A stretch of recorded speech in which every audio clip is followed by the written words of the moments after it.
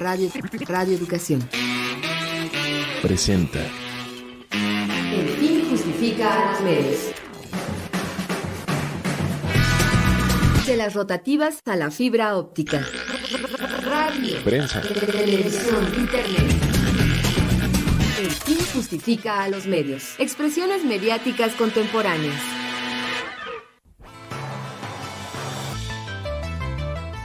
Hola, ¿qué tal, amigas, amigos? Qué bueno que están en sintonía con esta revista radiofónica dedicada a la comunicación. Les saluda Graciela Ramírez, en compañía, como siempre, de José Ángel Domínguez a la distancia. ¿Cómo estás, querido José Ángel? Con mucho gusto de saludarte a ti y a todas las personas que escuchan este programa que habla de comunicación, que habla de cuestiones muy humanas. Fíjate que me encontré una cita de un poeta francés que se llamó Paul Valéry, se murió en 1945, y él decía: los libros tienen los mismos enemigos que el hombre: el fuego, la humedad, los animales, el tiempo y su propio contenido.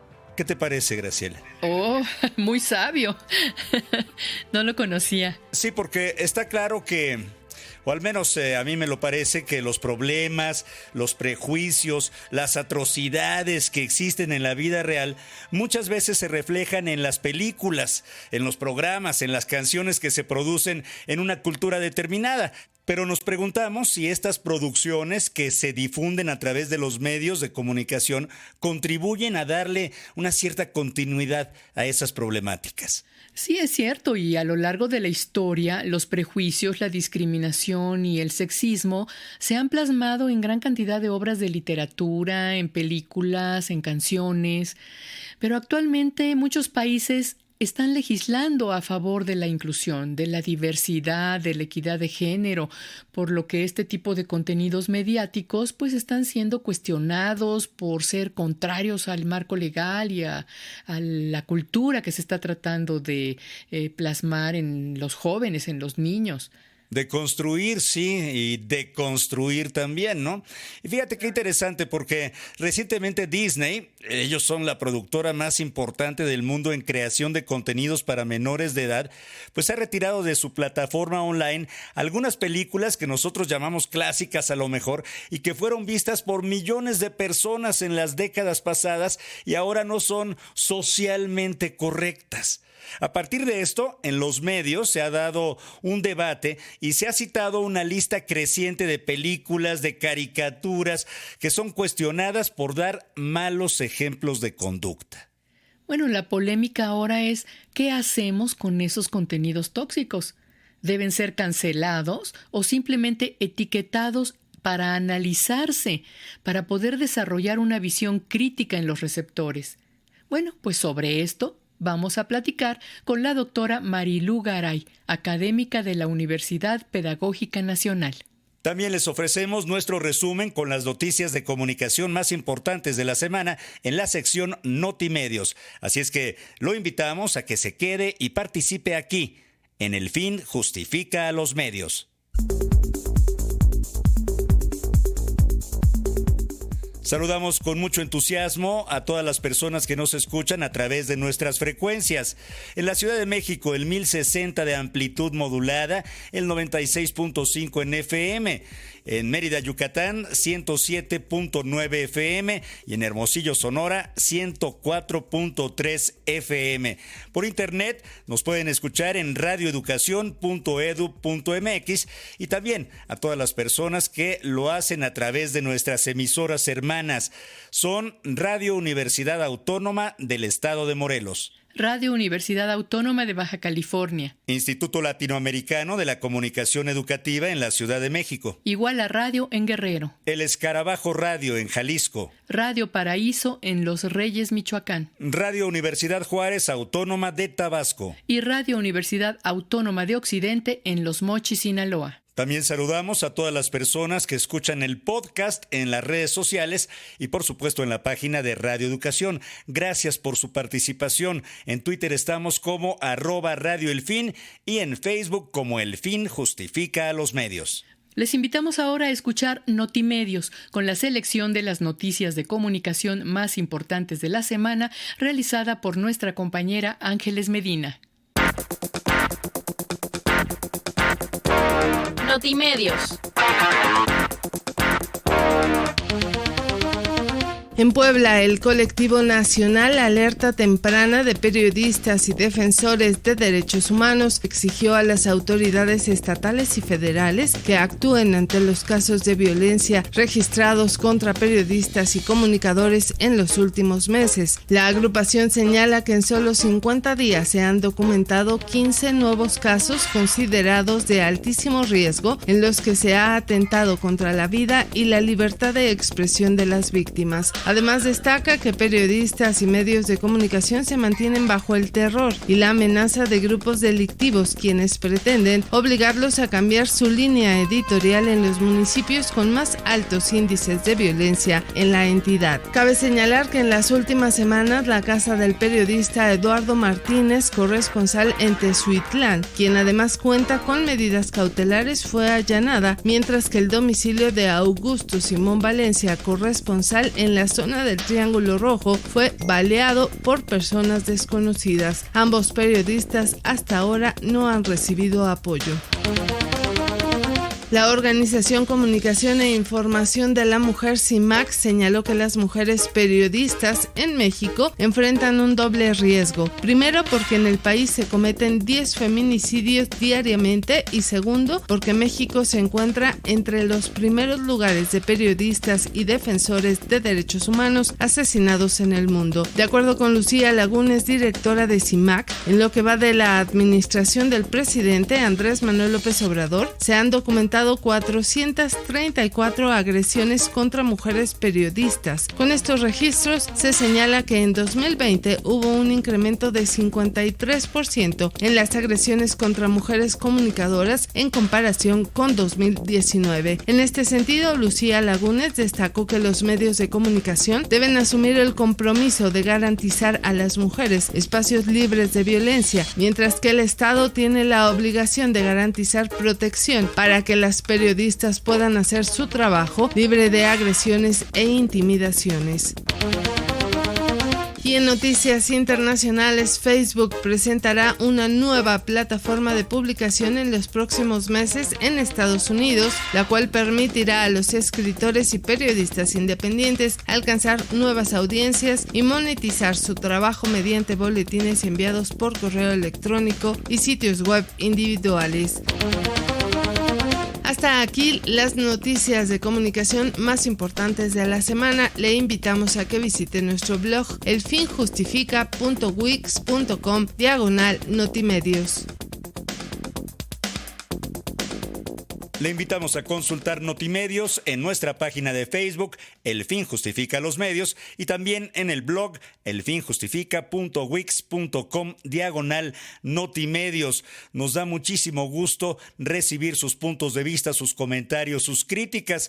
Por ejemplo, Blanca Leonor dice: es vital que los medios tengan la capacidad de análisis y de documentarse. Tenemos tarea todos los agentes sociales. Es difícil, incluso duele, pero es necesario. Dialéctica, ciencia y evolución, autoconciencia y cuidado propio y del planeta. #feminismo, #justicia, #igualdad, #medios. Gracias por la claridad de la doctora invitada. Nuestra invitada fue la doctora Raquel Ramírez Salgado. Por su parte, Irepati Berriozábal nos dice: después del bombardeo de las diferentes posturas feministas, es muy grato escuchar a la doctora Raquel. Por desgracia, en la mayoría de los casos se dijeron cosas altamente irreflexivas, pero que venden porque es el tema de moda. Felicidades a Radio Educación, siempre a la vanguardia en la crítica. Muchas gracias. El señor Ernesto Luna dice: mientras la mujer desconozca su propia naturaleza, estará condenada a reproducir referentes y demás patrones de la lógica masculina. La verdadera feminista, que se digne ser libre, estará consciente de su propio poder, el útero. La diferencia entre una feminista verdadera es no tener hijos y asumirse libre de constructos culturales. Mientras la mujer siga codependiente de la idea de tener hijos, no será necesaria la intervención de un hombre para cortarle su libertad. Ella se la estará cortando. La primera experiencia de violencia en el hogar viene en su mayoría de la madre, dice nuestro radioescucha. Bueno, con todo respeto, yo creo que también se puede tener hijos y ser libre. Pues ahí está, lo invitamos a participar. En Twitter estamos como @Radio El Fin y en Facebook como El Fin Justifica a los Medios. Continuamos. La entrevista. ¿Qué hacer con los contenidos tóxicos? Las películas y caricaturas con las que crecimos millones de personas en todo el mundo están siendo cuestionadas debido a las nuevas leyes que se han aprobado en muchos países para combatir la discriminación y el sexismo y promover la cultura de la inclusión, la diversidad y la equidad de género. Pero, ¿qué hacer con esa enorme cantidad de contenidos que durante décadas han plasmado este tipo de prejuicios de los que no han escapado ni Disney ni Cricri, por mencionar algunos, y mucho menos la gran cantidad de películas, de canciones, de videojuegos que están circulando en el mercado? Por lo pronto, Disney, que tiene 100 millones de suscriptores a nivel mundial, ya optó por bloquear en su plataforma digital, en el perfil de menores de 7 años, algunas de sus películas por contener imágenes racistas y sexistas. Para los perfiles de mayores de 7 años, las películas sí se podrán ver, aunque con una advertencia que explica por qué estos contenidos se consideran incorrectos. Con estos bloqueos, Disney busca generar más conciencia entre los más pequeños sobre la inclusión y el respeto a la diversidad. Incluso está considerando rehacer algunas películas quitando los estereotipos racistas a fin de reflejar el respeto a la diversidad humana que existe en el mundo. Y entre las cintas en cuestión se encuentran, a lo mejor ustedes amigos que nos escuchan han visto más de una, Los Aristogatos, Dumbo, que es considerada un clásico, Peter Pan, Toy Story 2, pero la polémica en los medios por los llamados contenidos tóxicos se ha extendido a otras producciones, como es el caso de personajes muy particulares como este famoso zorro disque francés, Pepe Le Pew, la visión francesa de los estadounidenses, de los Looney Tunes, debido a que fomentan acciones como el acoso, como la violación. Y también Speedy González, que favorece el estereotipo racista de que los mexicanos somos borrachos y somos flojos. Incluso se habla de que la película Vaselina ha sido señalada por fomentar el sexismo, la homofobia y el machismo. Y así habría una larga lista, pero ¿usted qué opina? ¿Se deben cancelar estos contenidos o simplemente se deben analizar y criticar, buscando desarrollar un criterio en las audiencias? Para platicar de esto, invitamos a la doctora Luz María Garay Cruz, académica de la Universidad Pedagógica Nacional. Ella es licenciada y maestra en Ciencias de la Comunicación y doctora en Ciencias Políticas y Sociales por la UNAM. Bienvenida, Marilú. Mucho gusto de que estés aquí en el programa. ¿Qué tal? Muchas gracias. Gracias por la invitación y va a ser un placer platicar con ustedes sobre este tema. Muchas gracias por su tiempo. Así como los casos que mencionábamos de películas que algunos consideramos como clásicas, como Dumbo, Peter Pan y este personaje Pepe Le Pew, existen innumerables contenidos en películas, en canciones, pues que han acompañado, si no es que educado a generaciones. ¿Crees, Marilú, que estas pueden ser responsables de la discriminación, del sexismo que observamos hoy con tanta agudeza? Pues no, yo creo que el tema que se está poniendo el día de hoy a la mesa es bien relevante, ¿no? Es importante y ha generado polémicas muy fuertes en varios espacios, ¿no? En las redes sociales, digitales, que pues es un pequeño pulso, digamos, de lo que sucede en otros escenarios. Se han dado discusiones muy interesantes a partir de estas discusiones y la famosa cancelación de personajes, ¿no? O promover esta idea de quitarlos, borrarlos, desaparecerlos, en fin. Y me parece que en el mundo de la vida académica es un tema que está ahí presente, que a lo mejor no le hemos prestado mucha atención, a la suficiente atención, para ir llevando todas estas discusiones a otros escenarios sociales también muy importantes, como es en la casa, ¿no? La familia, la escuela y otros escenarios en donde tendrían que ser temas que se están discutiendo. ¿Por qué señalo esto? Porque evidentemente pensar que algunos contenidos mediáticos, ya sea para radio, televisión, cine y por supuesto actualmente en todos los escenarios digitales, pensar que esos contenidos son los culpables, digamos, de malas prácticas sociales, ¿no? Como estas que se señalaban hace un momento en la entrada de el racismo, sexismo, ¿no? La homofobia, en fin. Creo que es darles peso que realmente no tienen. ¿Por qué señalo esto?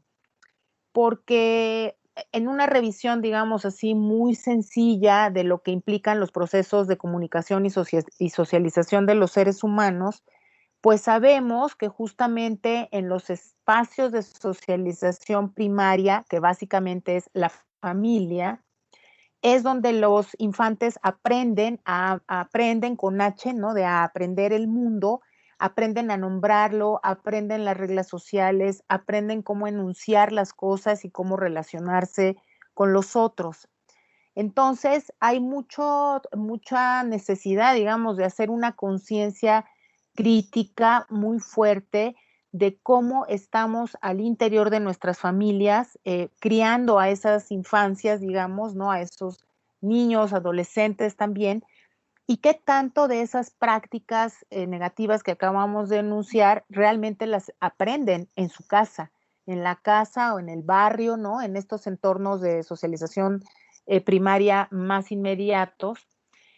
Y me parece que una parte muy importante de la responsabilidad de este tipo de prácticas y discursos están ahí, en esos grupos familiares, en esos grupos sociales, ¿no? En donde se van aprendiendo este tipo de narrativas, de costumbres, de estereotipos, en fin. Sin embargo, también me parece que es importante reconocer que los productos mediáticos, estos que acabo de comentar, pues han sido producidos, digamos, y tal vez vale la pena mencionar todos los estudios que se han hecho alrededor, ¿no? Los estudios culturales, básicamente, que nos han enseñado, mostrado, llevado a la reflexión a lo largo de muchos años, décadas, a entender que los productos mediáticos son productos que responden mucho a contextos sociohistóricos específicos.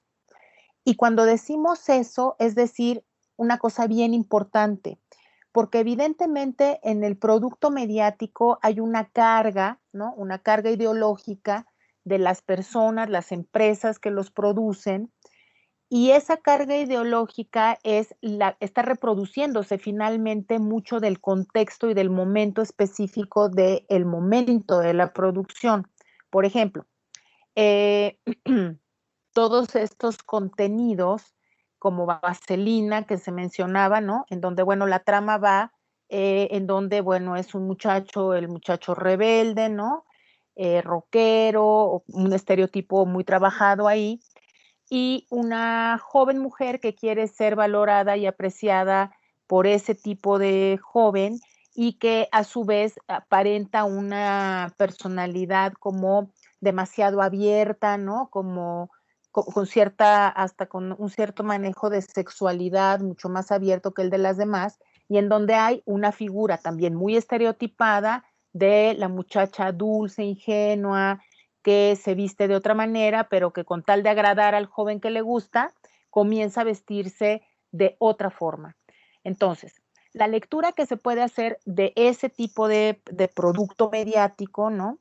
Pues evidentemente nos parece o le parece a muchas personas que tiene una carga muy fuerte, digamos, en donde pareciera que es otra vez este ejercicio del hombre sobre la mujer para que modifique su forma de ser, si no, no va a ser correspondida, ¿no? Y dejamos a la mujer sin agencia, ¿no? O sea, la muchacha entonces pareciera que responde a la presión social para ganarse el amor del joven, y la dejamos sin agencia y pareciera que es como una víctima de esta presión. Y por eso hay voces que dicen que pues debe de dejarse de ver, hay que cancelarla, digamos, ¿no? Cuando a mí en realidad lo que me parece es que podríamos promover un trabajo mucho de esta corriente que todos acá y todas conocemos, que es la de la educación para los medios, que no estoy diciendo nada novedoso, tiene décadas que se ha venido trabajando justamente derivado desde los estudios culturales para la formación de receptores críticos, se ha venido promoviendo la idea justamente de generar conciencia para el consumo de los contenidos mediáticos, en el entendido de que el contenido mediático reproduce muchas cosas del momento histórico en el cual es producido o del momento histórico que está tratando de representar.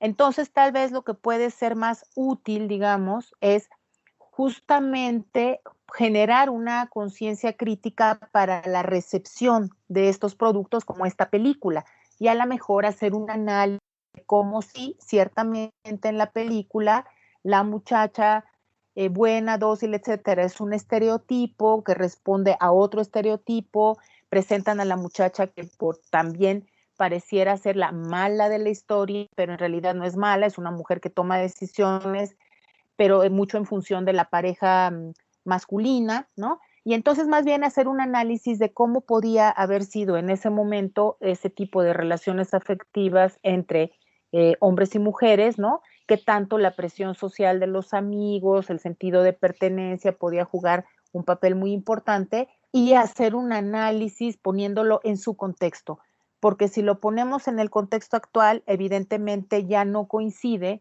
con muchas ideas, ¿no? Con posiciones actuales, ¿no? En este caso que estoy dando como ejemplo de todo el movimiento feminista, sobre todo, que tienen toda la razón en decir es que no debe de ser así, tiene que ser otro tipo la práctica, otro tipo de decisiones, enseñar a ver a las chicas que no tienen que responder a ese tipo de presión, etcétera. Y digamos, yo creo que todos estamos de acuerdo con que eso es correcto. Hay que modificar esa manera de relacionarse hombres y mujeres en donde no haya violencia de ninguna de las dos partes, pero por supuesto menos de parte de los hombres, en este caso que estamos hablando, pero cancelar la película, quitarla, censurarla, digamos, creo que no nos da como audiencias, no nos aporta nada productivo, más bien podemos empezar a caer, digamos, en un ejercicio de censurar cosas en vez de intentar comprenderlas y analizarlas. Y una vez que las comprendamos, las analicemos, entonces dejar que las audiencias tomen esta decisión de decir, pues no me gusta y dejaré de consumirlas, ¿no? Y más bien promoveré que haya conciencia crítica sobre este tipo de productos y no generar alrededor de ellas un halo así como de misterio que a lo mejor puede darnos un efecto boomerang, ¿no? Esa sería como mi opinión en esta primera parte. Como dices, Marilú, estas propuestas de la educación para los medios, de la recepción crítica, pues tienen décadas, pero tal vez estemos llegando al momento, al contexto en que se sienta más socialmente necesario este tipo de estrategias, porque en su momento, digamos en los años 70, anteriormente no se pudo generalizar, no se pudo incluir de manera general en las escuelas este tipo de educación. ¿Tú crees que estemos llegando a ese momento y que se pueda hacer? Porque de otra manera considero difícil que ahorita en este momento tengan los padres de familia, incluso los maestros, las herramientas para poder dar a los chicos o a los jóvenes estas herramientas de recepción crítica. Sí, claro, y yo creo que ese es un tema también urgente en la agenda, digamos, de la escuela como tal, en todos los niveles. Porque sí, ciertamente me parece que en este momento en donde ya las narrativas en muchos sentidos están mostrando que no nos satisfacen del todo los productos mediáticos que hay, y digamos de ahí, pues sí me parece que es importante hacer un énfasis en que una cosa es hablar de las audiencias, ¿no? La posibilidad de formar esta capacidad crítica de análisis, de toma de decisiones, que no es una tarea sencilla, ciertamente, requiere formación. Eso no cancela la posibilidad de exigir a los medios de comunicación que tengan un mayor cuidado, digamos, y criterio en el manejo de estas narrativas que actualmente ya no están siendo bien recibidas porque no son prácticas adecuadas, digamos, ¿no? Por ejemplo, pensar en programas en donde se reproduzcan discursos racistas o misóginos, homofóbicos, pues evidentemente creo que no es ninguna gracia, digamos, que haya una regulación de medios, que ahí hay mucho trabajo hecho ya también, se ha avanzado desde muchas trincheras, para que haya un mayor cuidado en la calidad y la producción de los contenidos mediáticos que se van a ofrecer a las audiencias, ¿no? O sea, a lo que me refiero es que actualmente ya hay muchas directrices, ideas, puntos de partida para que los medios sean mucho más cuidadosos, sin caer en la censura, insisto, ¿no? Pero sí ser más cuidadosos en el manejo de ciertas temáticas, de cómo van a presentar a los personajes, qué tipo de contenidos son los que van a promover, y sobre todo lo pienso mucho con los medios de comunicación comerciales, que a veces mucho en la búsqueda del rating y del consumo, han descuidado históricamente este tipo de cosas, y ejemplos tenemos muchos. Me parece que actualmente, bueno, el caso de Disney es otra cosa, pero por ejemplo en la televisión mexicana, pues bueno, tenemos una cantidad bárbara de ejemplos en donde se reproducen estas cosas, ¿no? No sé, recuerdo, por ejemplo, algún programa de televisión que se llamaba La Escuelita, que hacía una mofa terrible de la figura de la maestra de educación pública, ¿no? Todos los estereotipos que hay en la escuela de la niña bonita pero tonta, el niño gordolento, el listo que siempre se quería pasar de vivo con los demás, en fin, y que en realidad pues sacaba la risa fácil, ¿no? Y nadie se detenía, digamos, a hacer un análisis de todo lo crítico que había ahí, ¿no? Todo lo molesto en el discurso que se estaba presentando ahí. Y por supuesto a quien menos le interesaba era a la productora y a la televisora que lo transmitía y vendía mucha publicidad, ¿no? Y demás. Entonces, sin quitarle la responsabilidad a los medios que corresponde, esta pregunta que hace Graciela me parece bien importante. Como este tema de la educación para los medios, por distintas razones, nunca ha logrado incorporarse plenamente como parte, digamos, de una currícula transversal en las escuelas, ni siquiera para formar a los propios profesores. Me recuerdo, y a lo mejor Graciela también se acordará, más o menos como por el 94, tal vez un poco antes, 92, 94, ahorita no tengo la fecha exacta, se intentó hacer en la Universidad Pedagógica Nacional junto con el ILSE un paquete que se llamaba así justamente, Educar para los Medios. Sí, claro. ¿Te acuerdas, Graciela? Hubo ¿Cómo asesores no? interesantes, estuvo Guillermo Orozco, Aparici, ¿no? Que vino a trabajar con gente de UPN ILSE, se involucraron guionistas, se hizo un trabajo magnífico que acabó en nada. Digamos, se produjeron los paquetes famosos que ahora son como reliquias muy valiosas. Yo tengo mi Yo caja. tengo también mi Sí, caja. sí, ¿qué tal? ¿Qué tal? Nos tocó esta etapa en donde yo en algún momento tenía mucha esperanza y dije, qué bueno, ya va a empezar esto a entrar en agenda, porque desde hace décadas sabemos que esta famosa Educar para los Medios es súper importante justo para este tipo de problemáticas. Acabó en que, bueno, no tuvo el éxito que se esperaba porque no hubo mucha comprensión de por dónde iba, pese a los esfuerzos que se hicieron.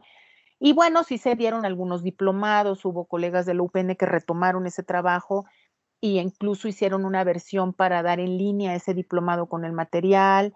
O sea, se aprovechó, pero no llegó a tener el alcance buscado. Y en el 98, el equipo de Javier Arévalo se lleva la idea del proyecto a la Subsecretaría de Educación Básica cuando estaba el profesor Olac Fuentes Molinar, y se genera un programa ahí sí mucho más grande a nivel nacional que se llama Didáctica de los Medios, que también era la misma lógica, una antología, un audio, un video, pero ya empezaron a incorporar algunas cosas de multimedia. Ese le fue un poco mejor porque en las escuelas normales de manera voluntaria los maestros lo tomaban, y luego ellos intentaban llevarlo a sus otros compañeros de otras normales en los estados.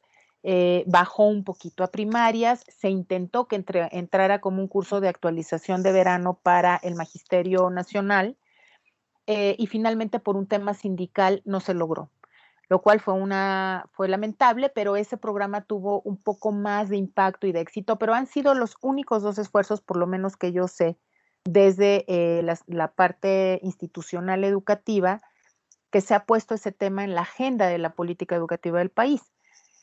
No han existido más, existen esfuerzos, digamos, en universidades en donde combinan comunicación con educación y hay un campo de formación, hay alguna materia optativa, hay algún diplomado, pero realmente creo que nunca se le ha dado el peso que debe de tener a este tema de la formación de receptores críticos en espacios formales como la escuela, pero también en otros espacios, ¿no? Con los padres de familia que señalaba Graciela, pues no están listos, pues no, claro que no están listos, porque sí requiere un proceso de formación, porque si no veamos lo que se reproduce, ¿no? O sea, yo quiero pensar, por ejemplo, en una familia en donde se hable de Pepe Le Pew, y que entonces, pues en esa familia no vean como mala práctica el zorrillo, porque pues no la ven, pues, ¿no? O sea, les parece que es un zorrillo gracioso persiguiendo una gatita que la abraza y le da de besos y no alcanzan a leer todo lo que otro sector de la población lee de, no, pues es que eso es acoso,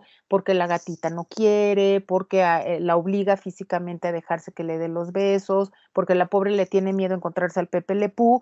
Por supuesto que hay un tema de acoso, de persecución por parte del zorrillo, pero para otro sector de la población, para muchas familias, es que eso pues lo ven como lo que, a ver, espérate, es una caricatura, yo no le veo por ningún lado eso que tú estás diciendo, y entonces empiezan estas discusiones y disputas que no nos llevan a nada, excepto a confrontaciones muy fuertes, descalificaciones de un lado y otro, cuando en realidad, si hiciéramos un análisis del contexto de producción, del personaje, en el momento en que se produce, tal vez no generaba ningún tipo de incomodidad, pero en la actualidad, con todo lo que actualmente se está discutiendo, por supuesto que hay un sector muy amplio de la población que le incomoda y que le parece que tendríamos que cancelarlo, ¿no?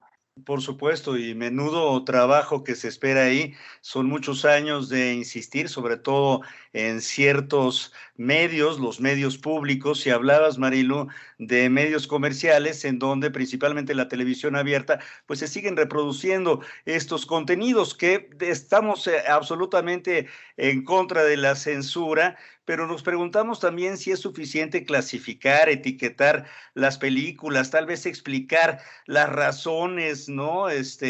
Por las cuales son, o sería darle demasiado. Las plataformas digitales, por otro lado, tal vez podrían aportar información para contribuir a analizar contenidos que tengan estos estereotipos negativos. ¿Qué opinas? Sí, bueno, eso yo creo que me parece que ya frente al escenario que estamos, este tema de la cancelación me parece también que es un fenómeno interesante en redes sociales. O sea, digamos, siempre platico con mis colegas y mis estudiantes, ¿no? Que fuera de la república de Twitter y Facebook, a veces hay gente que ni enterada está, ¿no? Que está más preocupada por otras cosas de vida cotidiana y a veces no se enteran tanto de qué es lo que sucede y cuando se enteran, pues no le dan como mucha importancia, digamos, ¿no? Pero sí creo que es un tema que está ahí presente, o sea, que sí hay voces que están preocupadas y que se posicionan en cualquiera de las dos partes, y hay voces un poco más moderadas, digamos, que dicen, no, no, la cancelación no va a resolver el problema, o sea, cancelar este tipo de cosas no va a cancelar las prácticas, pero ¿qué sí podemos hacer? Pues esto que se menciona en este momento, de decir, bueno, pero a lo mejor si comenzamos los propios medios, en las propias plataformas, comienzan por lo menos a enunciar y decir qué tipo de contenido es, qué tipo de discurso puede ser ofensivo para un sector de la población, ¿no? Pero le está dando el chance, digamos, a la audiencia de tomar la decisión de verlo o no verlo. Eso creo que ya empieza a ser un paso importante sin caer en la censura, porque la censura me parece que sí sería peligrosa, porque al rato, al son de la aunque suene chistoso, al son de la cancelación, pues vamos a andar cancelando cualquier cosa con la que no estemos de acuerdo, sea del lado que sea y sea el tipo de narrativa que sea, y creo que eso no es sano para una sociedad que busca formar una ciudadanía cada vez más crítica y consciente en muchos sentidos, pero en el territorio mediático es un tema bien importante, ¿no?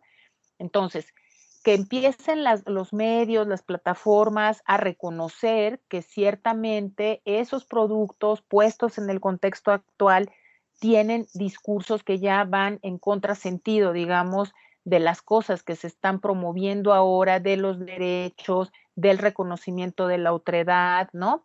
De no tener discursos de odio, básicamente, aún en caricaturas infantiles. El hecho de empezar a señalarlo me parece que ya es un paso importante en donde le podemos dar a la audiencia una posibilidad de decisión de verlo o no verlo. Ya de ser crítico y eso ya sería otra cosa, pero por lo menos sí de decirle, aquí te puedes encontrar cosas que te pueden molestar, ¿no?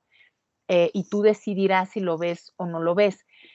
Y ahí, por ejemplo, hay una cosa también que me parece como importante señalar en esta lógica de entender los productos en su contexto, y es que, por ejemplo, cuando la persona, el creador del zorrillito este, ¿no? Del Pepe Le Pew, eh, estaba reproduciendo a lo mejor algo que él tenía normalizado, él o ella o ellos, ¿no? O el grupo que produce esto, pues tenía muy normalizada esta práctica romántica de estereotipo del zorrillito francés apasionado, ¿no? Y no lo veían mal. Y evidentemente no lo hizo para molestar a nadie en este momento, en el 2021, no. Pero es importante señalar que esa práctica de ese zorrillo, como está construido, puede ser muy molesto en estos momentos en donde estamos hablando de una manera de relacionarse afectivamente distinta, en donde la persecución ya se puede leer como acoso, porque es un acoso el que el zorrillito le hace a la gatita, ¿no? Entonces, por eso el tema de contexto sociohistórico específico a mí siempre me ha parecido central para entender los productos mediáticos. Definitivamente, pues estamos en El Fin Justifica los Medios. Invitamos a todas las personas que nos escuchen a opinar en torno a este tema. ¿Qué hacer con los contenidos tóxicos? Lo pueden hacer a través de nuestras redes sociales. Entra en comunicación mandando un correo a elfinjustifica@yahoo.com.mx. Y por supuesto a través de Facebook nos encuentras como El Fin Justifica los Medios y en Twitter como @Radio El Fin. Haz tuyo este espacio dedicado a la comunicación. Conversamos con Luz María Garay Cruz, académica de la Universidad Pedagógica Nacional, especialista en cultura digital y alfabetización mediática. Estamos en El Fin Justifica a los Medios, el tema, ¿qué hacer con los contenidos tóxicos? Bueno, contenidos tóxicos, pues son décadas de producciones, que estamos hablando de películas, de canciones, incluso de videojuegos, que ya están ahí y esto que se está discutiendo es para Internet, ¿no? En otras plataformas como, bueno, en el cine, por ejemplo, se pueden seguir viendo estas películas. No sé si esto vaya a redundar en un cambio de futuras producciones que buscarán ser políticamente correctas en sus contenidos, pero ya en el futuro, ¿no? Esto que ya está hecho, pues tendrá que ser como reanalizado, redigerido, visto con nuevos ojos, ¿verdad? Con los ojos de la modernidad, de sociedades que ya están siendo educadas en esta idea de la diversidad, del respeto a la diferencia, de la equidad de género. Sí, así es, sin duda. O sea, creo que ahí Graciela tiene un punto central. Lo que ya está hecho, ahí está. Ahora, ¿qué hacemos con él? ¿Lo borramos, lo echamos a la basura? ¿Qué hacemos? ¿O lo usamos para entender justamente como material de análisis cómo es que se normalizaban prácticas, se reproducían discursos en otro momento histórico que ya no corresponde al actual, ¿no? Y que la gente pueda decidir, tenga esa información, digamos, para consumir o no. Porque hay una cosa que me parece bien peligrosa, pensar que la gente hace lo que dicen los medios es regresar 40 años, 60 años, 60 años a la teoría de la comunicación funcionalista, como si la gente no tuviera agenda. Tan la tiene que es capaz de criticar y pedir que algo desaparezca, que se quite o señalar que es racista, que es misógino, que es homófobo, etcétera, porque cada vez me parece que un sector importante de la población ha empezado a tomar conciencia de esto que decía Graciela, de ahora estamos construyendo, viviendo, visibilizando la necesidad de un mundo como mucho más equitativo, ¿no? En todos los sentidos que ya señaló Graciela y que creo que no hay que repetir, ¿no? Y que nos encantaría construirlo, pero contradictoriamente, Marilu, existen casos como el de este rapero que se llama a sí mismo Bad Bunny, ¿no? Que tiene unas letras realmente cosificadoras y terribles, pero que acaba de ganar un Grammy por el mejor álbum, ¿no? Una sociedad en la que vemos 10, 11 feminicidios diarios. ¿No será entonces darse demasiados golpes de pecho la figura de este zorrillo afrancesado, por ejemplo? Claro, bueno, puestos así como en comparación, creo que o sea, sí, no hay manera, digamos, ¿no? Pero, por ejemplo, acá estamos poniendo el ejemplo del rap, ¿no? De este señor, pero piensen, por ejemplo, en los boleros rancheros, en las canciones rancheras, ¿no? En Vicente Fernández y su hijo que canta una canción que dice mátalas, ¿no? Mátalas con el pétalo de la rosa o no sé qué. Ujú. Y el coro Terrible. dice mátalas, que es terrible, y a mí alguna vez, a todas y todos, yo creo que nos ha tocado que estás, no sé, ahí en cualquier lugar y empieza la canción y las que más felices corean la canción son las mujeres. Es preocupante porque esto no es un Sí. tema de hombres o mujeres, es un tema de todo mundo, de hombres y mujeres que tenemos que aprender y reaprender muchas cosas, ¿no? E identificar y cacharnos a nosotras mismas y a nosotros mismos en cómo podemos reproducir y normalizar ciertos discursos y ciertas prácticas que cuando ya las analizas dices, qué barbaridad. Hay una canción de esta banda de los 80s, 90s, ¿no? De Timbiriche, de Soy un desastre cuando tú te vas de casa porque no encuentro mi ropa, porque no me sé hacer de comer. Y ahí está la gente de mi generación cantándola muy feliz. Wow. O sea, no es nada más el rap, es muchas producciones de la música, ¿no? Los boleros, las rancheras, eh, y por supuesto el rap, que es el de que actualmente se consume mucho, digamos, ¿no? Y que tiene este discurso cosificador y los videos son una cosa terrorífica cuando uno las ve, ¿no? Y los bailes y demás, y dices, creo que no nos ayuda mucho en este tema, digamos, ¿no? De la violencia contra las mujeres. Entonces, ahí me parece que es un muy buen ejercicio, es por qué cancelamos unas cosas y otras no. O sea, a partir de qué criterios decidimos cancelar y señalar ciertas cosas y otras no. Y bueno, pues tiene que ver mucho con nuestros propios contextos de interpretación, ¿no? De nuestra capacidad de mediación, de nuestro propio sistema de valores. Entonces, este ejemplo que comentábamos hace un ratito de a lo mejor en una casa que ven el Pepe Le Pew y que hay niñitos y niñitas y los papás dicen, pues no es para tanto, o sea, te voy a explicar, el zorrillo persigue a la gatita, pero pues a lo mejor a la gatita no le da gusto y más bien le dan la vuelta al discurso y el niño y el adolescente no es tonto y no va a salir corriendo a reproducirlo. No, no lo va a hacer si hay un adulto que lo puede ir acompañando en la práctica, pero ahí es lo que decía Graciela, ¿los papás estarán preparados? No lo sé, porque a lo mejor hay otra familia en donde al papá ni le importa, ¿no? Y no le hacen caso al tema y el niño dice, ah, qué bien, ah, pues así es esto de besar a las gatitas y persigue ahí a sus amigas de la escuela, o a lo mejor habrá una familia en donde se reproduzca mucho esta ideología de el hombre que conquista, el hombre que es romántico, porque así las niñas te van a hacer caso, y entonces el ejemplo del zorrillo funciona. Entonces, no podemos generalizar, eso es lo que es preocupante.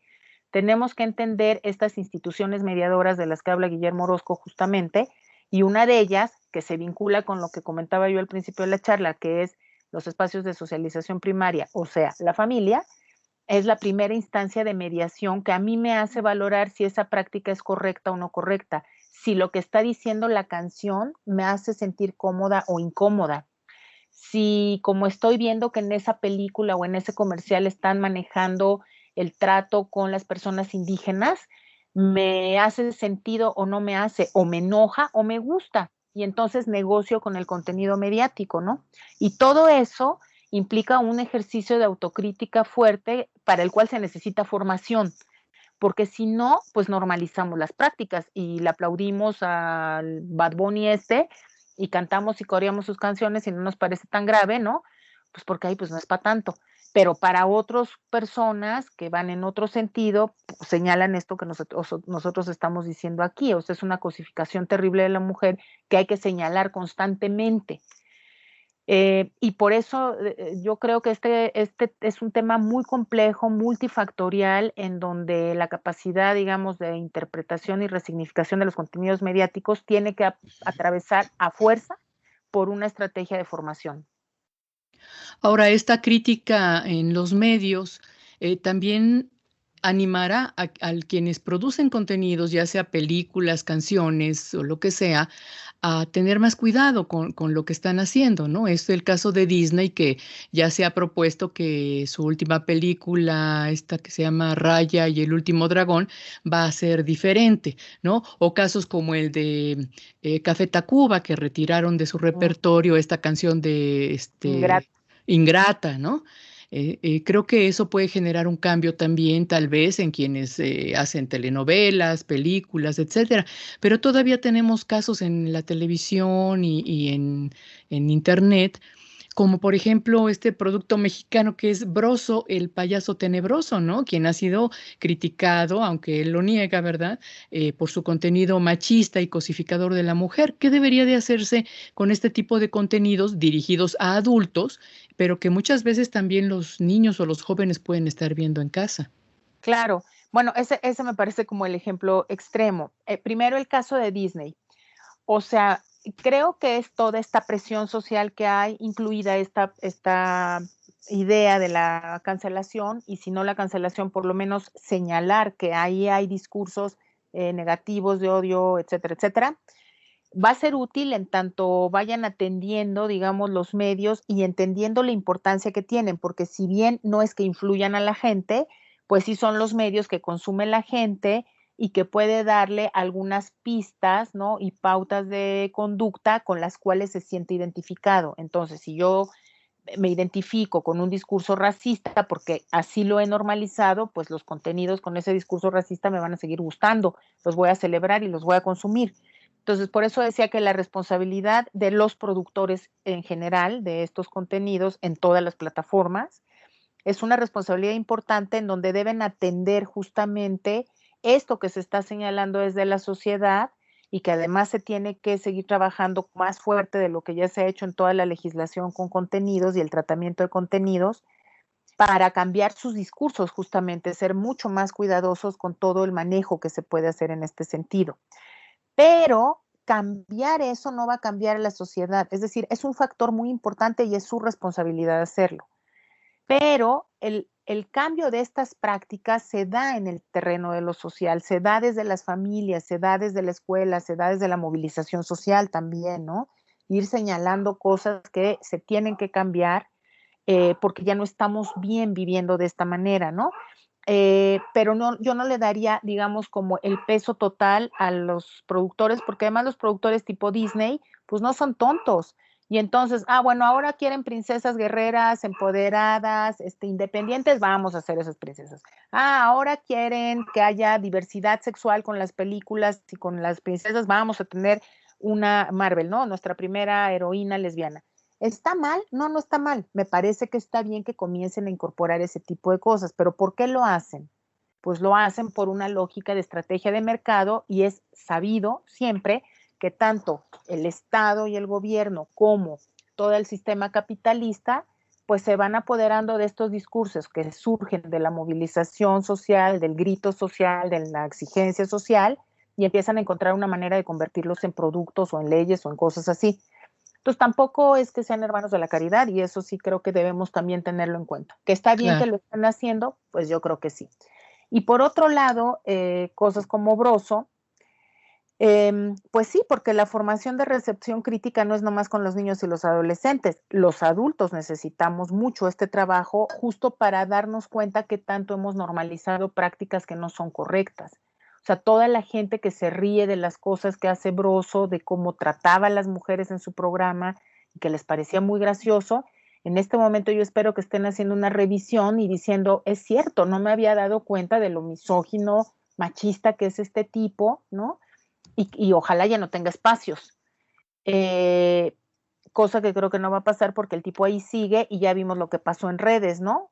A favor, en contra, que si es personaje, que si no, que si era actor, que... Y entonces el mundo adulto, digamos, también necesitamos mucho trabajo para reconocer primero nosotros qué tan normalizadas tenemos prácticas que no son correctas y cambiarlas y, y comenzar a trabajar mucho nuestra propia formación para esta recepción, que a lo mejor es una Muy bien, utopía, pero está ahí, ¿no? claro.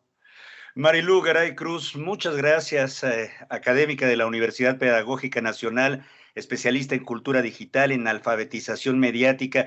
Gracias por compartir estos minutos para la reflexión con las audiencias de Radio Educación. Y solo me restaría preguntarte, durante años lo hemos hecho, hemos trabajado en la recepción crítica, en la educación mediática, los medios públicos, ¿qué papel tendríamos que hacer en esta polémica, en este debate, en este momento preciso de la historia? ¿Cuál es tu punto de vista?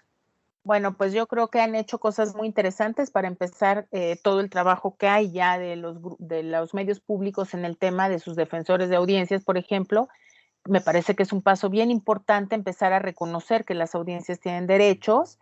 Y yo lo que siempre veo y me pregunto en qué se está haciendo, digamos, porque no lo ignoro, es qué estamos haciendo o qué están haciendo los medios públicos para formar a sus audiencias.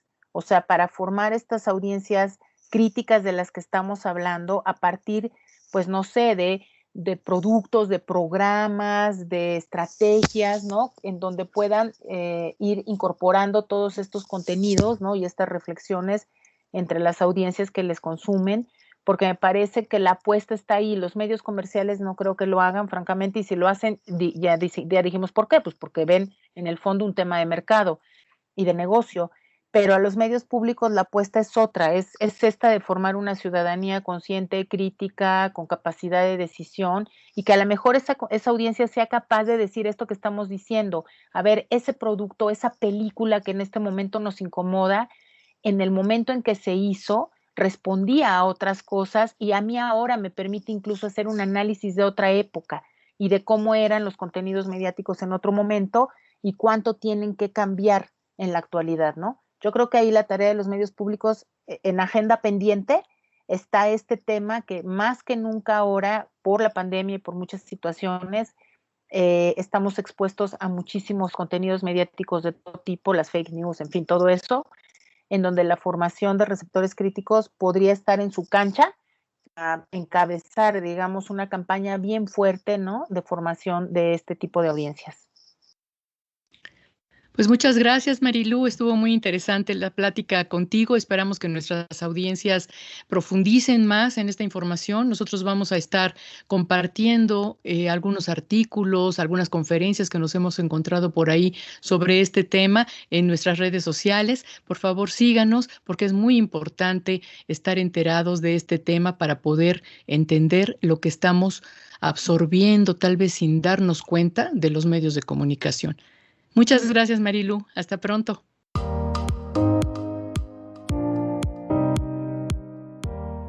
Gracias por su compañía. Los esperamos la próxima semana. Les recuerdo que hay que continuar apoyando las medidas sanitarias. Por favor, cuídese. Cuide a los demás. Cuidémonos todos.